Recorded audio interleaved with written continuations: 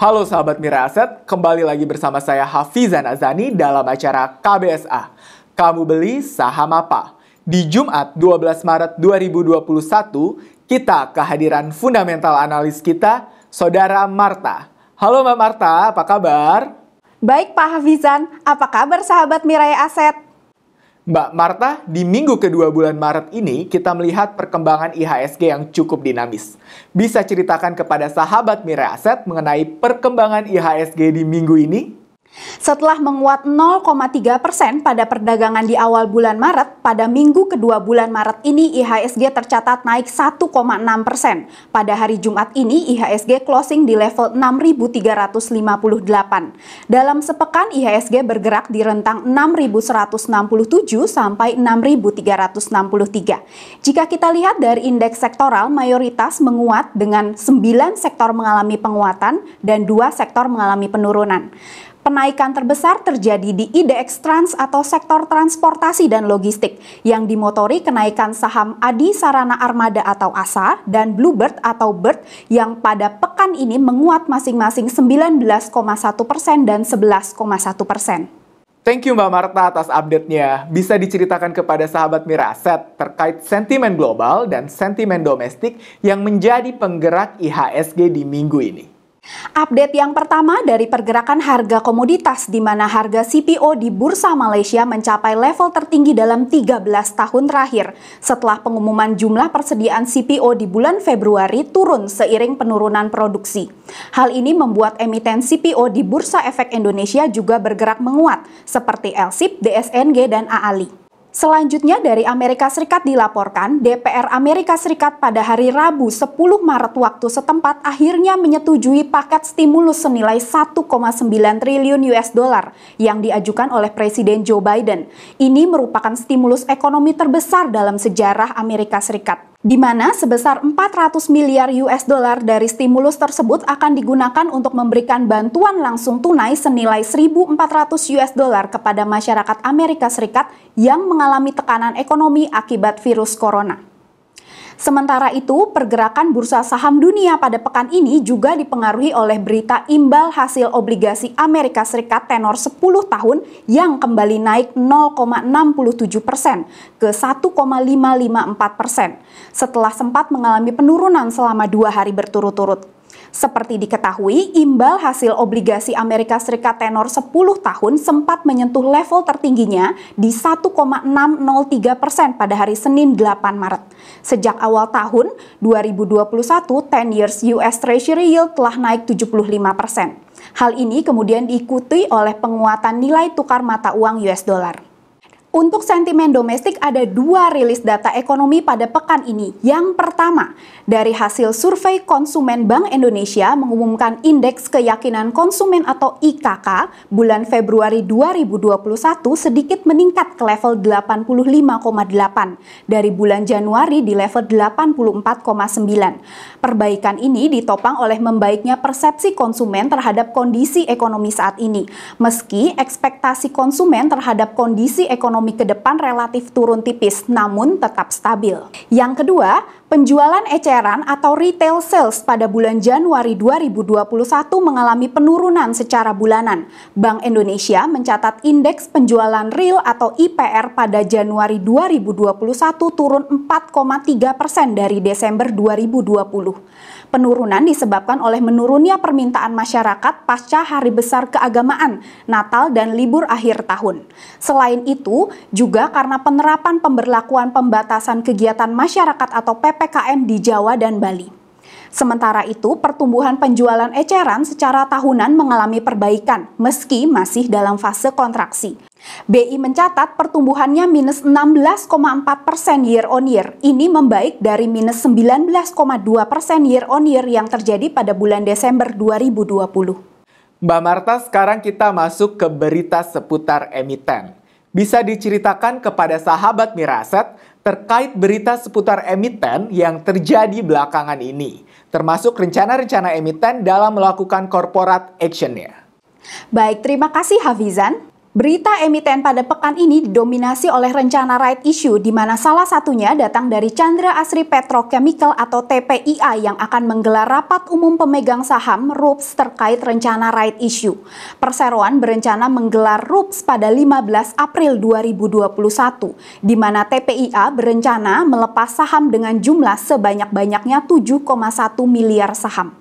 Dana hasil right issue akan digunakan untuk belanja modal, untuk menambah kapasitas produksi perseroan atau entitas anak perseroan di masa yang akan datang. Pada pekan ini, saham TPIA menguat 12,2%. Berita yang kedua dari Bank Tabungan Negara atau BBTN yang memutuskan untuk tidak membagikan dividen dari laba bersihnya tahun 2020. Keputusan tersebut diambil untuk memperkuat modal tier 1 perseroan. Saat ini perseroan memiliki modal yang paling rendah dibandingkan dengan bank BUMN lainnya.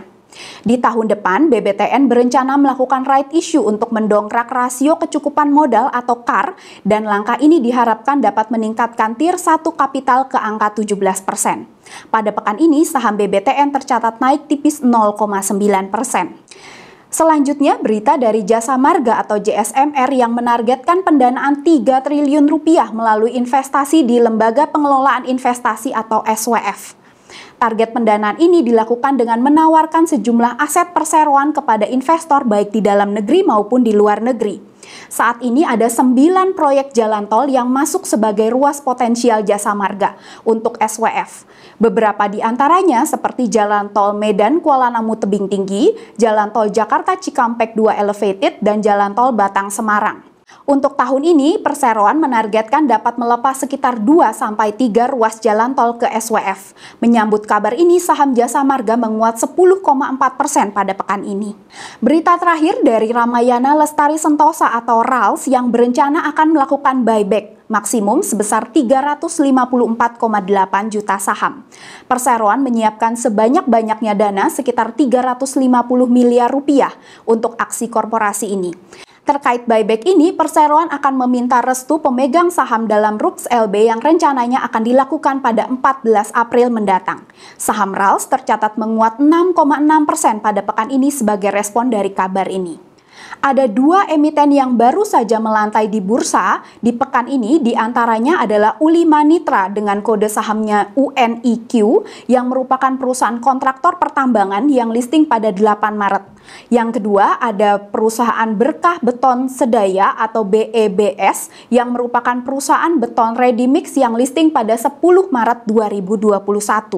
Ada beberapa emiten yang telah merilis laporan keuangan pada akhir tahun 2020, di mana di antaranya ada TBLA, GJTL, Mika, PBID, dan PTBA. Saham GJTL dan Mika layak dicermati terkait dengan hasil keuangan full year 2020 ini. Thank you atas update-nya Mbak Marta. Nah, sekarang kita masuk terkait pergerakan IHSG di minggu ini. Bisa diceritakan nggak sih kepada sahabat Mirai Aset mengenai pergerakan dana asing dan saham-saham apa saja yang diakumulasi oleh asing di minggu ini? Baik, terima kasih Hafizan. Dalam pekan ini, selama 4 hari perdagangan, ini asing mencatatkan net sell selama 3 hari, di mana net sell terjadi di hari Senin, Selasa, dan juga hari Jumat. Tercatat hanya di hari Rabu ini asing membukukan net buy. Secara total, asing membukukan net sell ini sebesar 1.388 miliar rupiah. Untuk saham yang paling banyak dijual oleh asing pada pekan ini, diantaranya ada saham Bank BCA atau BBCA, di mana foreign net sell tercatat 729 miliar rupiah, diikuti oleh saham Bank BRI, Inco, Astra Internasional, dan saham Aneka Tambang atau Antam. Ketakutan para pelaku pasar akan taper tantrum atau gejolak pasar keuangan akibat pengetatan kebijakan moneter oleh The Fed ini membuat investor asing menjual saham-saham perbankan dengan kapitalisasi paling besar, yaitu saham BCA dan juga saham Bank BRI. Pada 2021 sendiri, BBCA menargetkan pertumbuhan kredit sebesar 4-5%, di mana pada tahun lalu penyaluran kredit BCA ini tercatat turun 2,1%. Berdasarkan pencapaian laba bersih tahun 2020, BBCA tercatat sebagai bank dengan laba tertinggi yaitu 27,1 triliun rupiah. Pada pekan ini, BCA bergerak turun 0,5%. Sedangkan saham-saham yang paling banyak dibeli oleh asing pada pekan ini tercatat ada saham Bank Mandiri atau BMRI di mana foreign net buy tercatat 238 miliar rupiah. Diikuti oleh saham Kalbe Pharma atau KLBF, Bank BTN, Japfa Comfit dan juga saham London Sumatra atau LSIP. Akumulasi beli yang dilakukan oleh asing terkait dengan saham Bank Mandiri ini terkait dengan antisipasi dividen yang akan diumumkan dalam rapat umum pemegang saham tahunan yang akan dilaksanakan ini pada hari Senin 15 Maret mendatang. Pada tahun lalu sendiri, dengan menggunakan tahun buku 2019, perseroan membagikan 60% laba bersihnya sebagai dividen. Sementara itu, di awal pekan ini, Bank Mandiri memperkenalkan Livin by Mandiri sebagai penyempurnaan dari aplikasi Mandiri Online untuk meningkatkan kenyamanan nasabah dalam melakukan transaksi online. Hal ini menandakan perseroan semakin serius dalam melakukan transformasi digital. Pada pekan ini sendiri, Bank Mandiri ini tercatat bergerak menguat 3,9%. Mbak Marta, tadi kan kita sudah mendengar nih, saham-saham apa saja yang diakumulasi dan dijual oleh asing. Sekarang kita masuk ke saham-saham favorit investor Mirai Asset. Nah, saham-saham apa saja sih yang menjadi favorit dan diakumulasi oleh investor di Mirai Asset? Untuk saham-saham yang paling banyak dibeli oleh investor Mirai Asset di pekan ini ada saham Antam yang duduk di peringkat teratas, di mana saham Antam tercatat Mirai Asset net buy mencapai 730 miliar rupiah, diikuti oleh saham Bank BCA, Inco, Tins, dan juga saham Bank BRI. Akumulasi saham Antam ini terjadi di tengah volatilitas yang tinggi. Antam akhirnya ditutup tidak berubah di pekan ini setelah sempat turun selama 3 hari berturut-turut. Hal ini dijadikan momen bagi investor Mirai Asset untuk melakukan akumulasi beli atas saham Antam ini. Penurunan saham Antam di pekan ini tidak terlepas dari penurunan harga komoditas nikel, di mana sejak awal Maret 2021, harga nikel sudah turun 12,7%. Sejak perusahaan raksasa nikel asal Cina, Singhan Holding Group mengumumkan rencana penyediaan 100.000 ton nikel matte untuk Huayou Cobalt yang merupakan perusahaan pembuat bahan baterai. Mbak Marta, sekarang kita masuk ke pertanyaan terakhir, termasuk pertanyaan yang paling ditunggu-tunggu oleh sahabat Mirai Asset. Mbak Marta bisa dibantu nggak sih untuk memberikan stock recommendation kepada sahabat Mirai Asset terkait saham yang layak dibeli di minggu ini? Untuk pekan depan, kami merekomendasikan 4 saham. Yang pertama, saham Mitra Keluarga Karya Sehat atau MIKA, terkait hasil laporan keuangan perseroan yang membukukan laba bersih sebesar 841,7 miliar rupiah atau tumbuh 15,3% year on year. Research Mirai Asset dalam laporannya memberikan rekomendasi buy untuk saham MIKA dengan target harga 3.450. Yang kedua ada saham Astra Agro Lestari atau AALI terkait dengan harga CPO yang saat ini berada dalam tren kenaikan sejak Januari 2021 akibat menurunnya produksi. Research Mirai Asset dalam laporannya memberikan rekomendasi buy untuk saham AALI dengan target harga 15.300. Yang ketiga adalah saham Bukit Asam atau PTBA yang telah mengumumkan laporan keuangan 2020 di mana laporan keuangan menunjukkan pertumbuhan secara kuartalan. Secara kuartalan, PTBA membukukan pendapatan yang naik 16,6% dan laba bersih tumbuh 18,9%. Walaupun secara tahunan pendapatan perseroan turun 20,5% dan laba bersihnya turun 41,2%. Tahun 2021, PTBA menargetkan volume penjualan naik 17,6% dan volume produksi naik 19%. Research Mirai Asset dalam laporannya memberikan rekomendasi trading buy untuk saham PTBA ini dengan target harga 3.050. Yang keempat ada saham Chandra Asri Petrochemical atau TPIA terkait rencana perseroan yang akan melakukan right issue dengan menerbitkan 7,16 miliar saham yang dananya akan digunakan untuk ekspansi. Semua rekomendasi ini disclaimer on. Thank you Mbak Marta atas rekomendasinya minggu ini. Kepada seluruh sahabat Mirai Asset, jangan lupa untuk menekan tombol subscribe untuk terus mendapatkan rekomendasi saham berkualitas dari Mirai Asset Sekuritas Indonesia.